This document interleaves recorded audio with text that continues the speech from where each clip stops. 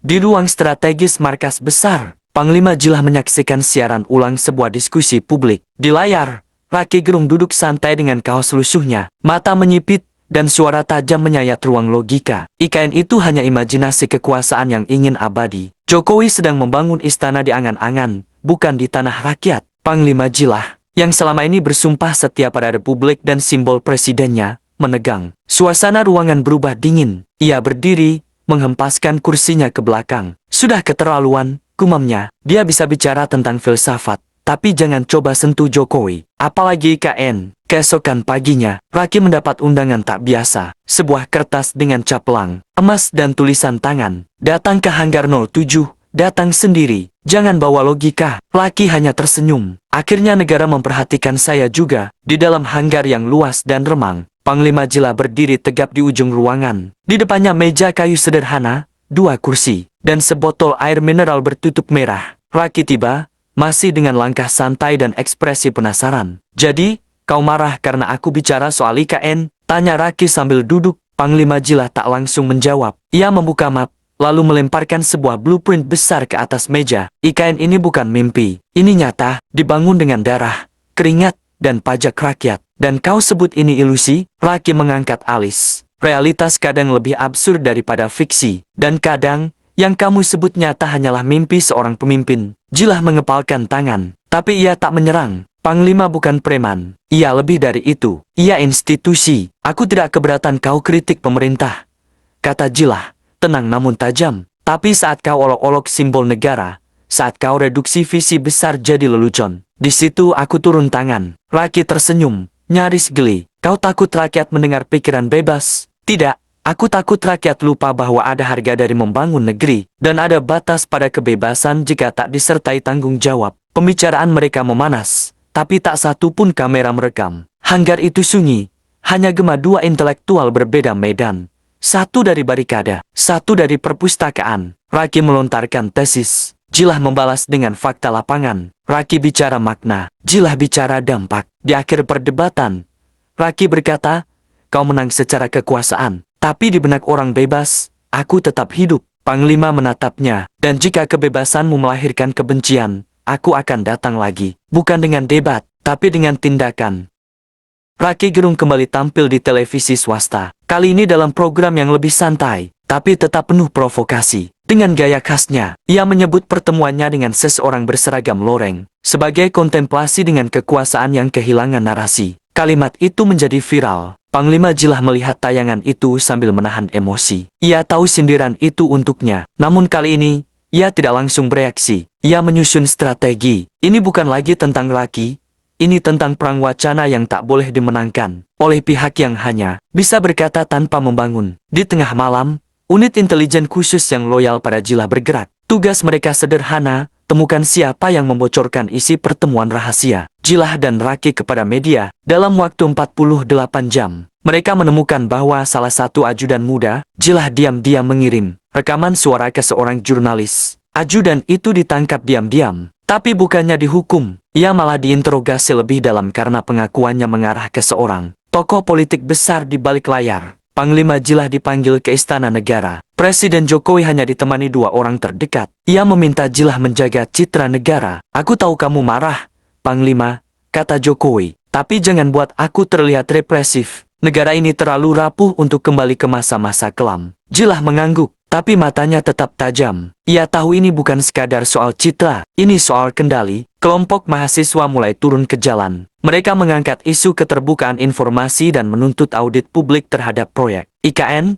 Spanduk bertuliskan negara bukan milik oligarki dibentangkan di depan gedung DPR. Raki hadir diam-diam, hanya sebagai pengamat. Namun kehadirannya diketahui media. Jilah menonton siaran itu dari markas. Ia tahu, situasi sudah di luar kendali. Pertempuran di media sosial pecah. Pendukung Raki dan Panglima Jilah saling serang. Tagar-tagar seperti Rocky Logika dan Jilah bersama negara menjadi trending. Di balik layar, tim siber militer mulai menyusun peta digital serangan wacana. Tapi Jilah memberi perintah tegas, jangan sentuh dia secara pribadi, tapi lindungi proyek ini dari fitnah. Raki dan Jilah bertemu kembali, secara diam-diam, di hanggar tua tempat pertemuan pertama mereka. Kali ini, Raki datang dengan aura serius. Kalau kamu ingin menjaga IKN, jaga juga integritasnya. Jangan biarkan itu jadi proyek kotor, ujar Raki. Jilah menjawab, kalau kamu ingin mengkritik, pastikan rakyat tak jadi korban narasimu. Keduanya saling menatap. Tak ada kata sepakat, tapi juga tak ada permusuhan terbuka. Panglima Jilah mendapat laporan, ada penyimpangan dana besar dalam proyek IKN.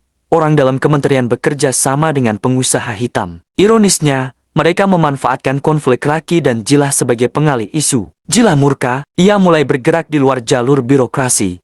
Jilah mengirim utusan rahasia ke Raki. Pesannya jelas, kita sedang dijadikan alat. Raki awalnya curiga, tapi setelah membaca dokumen yang dikirimkan Jilah, ia sadar, konflik ini bukan tentang perbedaan ideologi, tapi pengalihan perhatian dari kejahatan nyata. Mereka sepakat bertemu. Jilah tahu itu jebakan. Ia mulai membongkar data intelijen yang menunjukkan adanya sabotase dari pihak ketiga yang ingin menggagalkan proyek demi agenda politik ke 2029.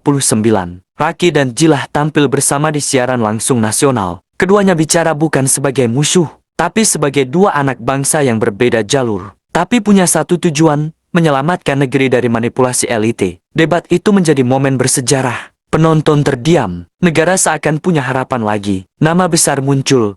Jenderal tua yang kecewa karena tidak diajak dalam proyek IKN. Dialah dalang dari sabotase, fitnah, dan kebocoran data. Jilah menghadapi dilema, membongkar semua atau menjaga stabilitas. Twitter meledak dengan akun-akun misterius yang menyebarkan transkrip rahasia. Narasi bahwa negara sedang dikendalikan. Tangan tak terlihat mulai dipercaya publik. Raki ditawari posisi penasihat istana dengan syarat diam. Ia menolak. Saya tidak menjual suara saya untuk kenyamanan. Jilah dijadikan kambing hitam atas kebocoran anggaran. Ia difitnah di media, tapi Raki diam-diam mengirimkan bukti pembelaan ke Komnas HAM dan LSM-LSM besar. Mahasiswa menggelar sidang terbuka. Raki hadir, tapi justru ia dihujat karena dianggap main dua kaki. Ia pulang tanpa kata. Malam itu, ia menulis esai panjang, Kebebasan yang Tak Punya Rumah. Jilah hampir menyerah. Ia membuka surat lama dari ibunya, mengenang perjuangan ayahnya saat melawan penjajah. Ia memutuskan bangkit, bukan demi Jokowi, tapi demi rakyat. Jilah, Raki, dan seorang aktivis muda bertemu. Mereka menyusun strategi terakhir untuk membuka semua permainan. Busuk di balik proyek IKN, diselenggarakan acara besar, konferensi rakyat. Dihadiri ribuan orang, termasuk tokoh masyarakat. Jilah dan Raki membeberkan data, nama, dan kronologi. Fraksi pecah. RUU yang akan melegitimasi pembiayaan ilegal IKN bocor. DPR terbelah. Beberapa anggota mundur. Rakyat mulai sadar siapa yang bermain. Presiden muncul. Dengan suara tenang, ia bicara. Negara ini besar karena keberanian mendengar. Saya tidak takut dikritik. Saya hanya takut kita kehilangan arah. Ia akhiri pidatonya dengan satu kalimat. Proyek ini akan jalan. Tapi bukan dengan kebohongan.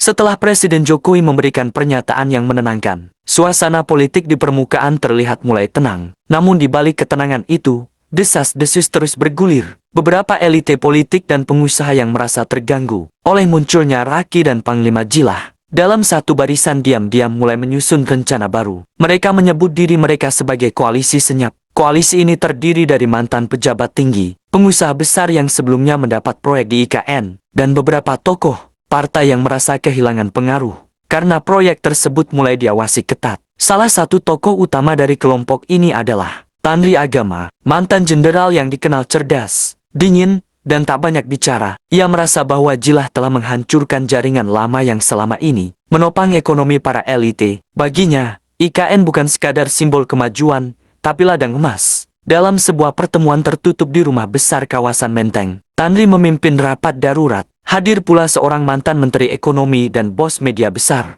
Mereka sepakat bahwa Raki dan Jilah harus dijatuhkan, tapi bukan dengan cara frontal. Mereka harus dilemahkan perlahan, dicurigai, dan akhirnya disingkirkan oleh sistem itu sendiri. Kalau kita serang langsung, mereka malah jadi martir, kata Tanri. Tapi kalau kita buat mereka tampak seperti bagian dari masalah, publik sendiri yang akan menyingkirkan mereka. Sementara itu, Panglima Jilah mulai merasa gerakannya diawasi. Beberapa anggota tim khususnya tiba-tiba dipindahkan oleh perintah dari Kementerian Pertahanan. Intelijen sipil juga mulai menginterogasi orang-orang dekatnya. Dalam rapat terbatas di markas besar, Jilah berdiri di depan peta besar Kalimantan Timur. Ia menunjuk satu titik di dekat pembangunan bendungan untuk kebutuhan IKN. Ini bukan hanya masalah infrastruktur, ujarnya dingin. Di sini terjadi kebocoran dana terbesar. Mereka coba alihkan isu ke kita, agar perhatian publik tak sampai ke titik ini. Raki pun merasakan tekanan yang tak kasat mata. Ia mulai diserang oleh akun-akun anonim di media sosial. Beberapa media menayangkan potongan video lama yang seolah menunjukkan bahwa Raki pernah menerima dana asing. Tuduhan itu liar, tapi cukup untuk membuat masyarakat mulai ragu. Di tengah kebingungan itu,